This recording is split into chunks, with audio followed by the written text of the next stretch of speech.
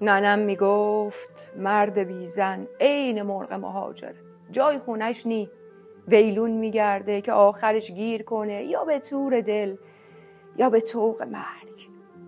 اما همین ننم نذاشت باب میلم زن بگیرم.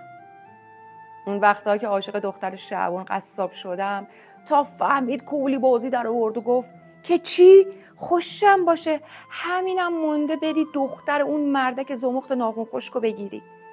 گفتم نه 5 تا انگشت شبیه هم نی، دختر خوبیه، صنمی باقاش نداره.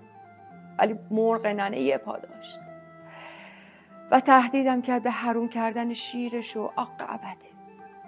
منم که از دور دنیا همین یه ننه رو داشتم، قید آتی رو زدم.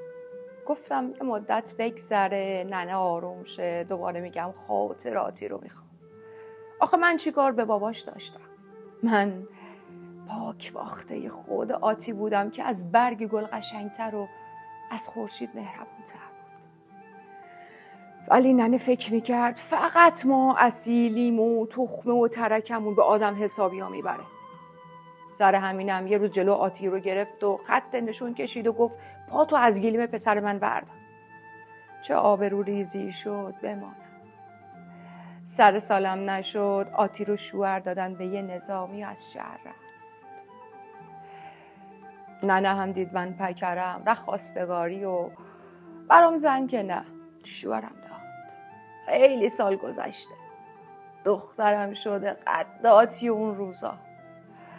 اما نور به قبرت بباره ننه که من هنوز مرغ مهاجرم، منتظرم گیر کنم به طوق مرگ، بیام اون دنیا ازت بپرسم اگه واقعا شیرتو حلالم نمی کردی چی میشد؟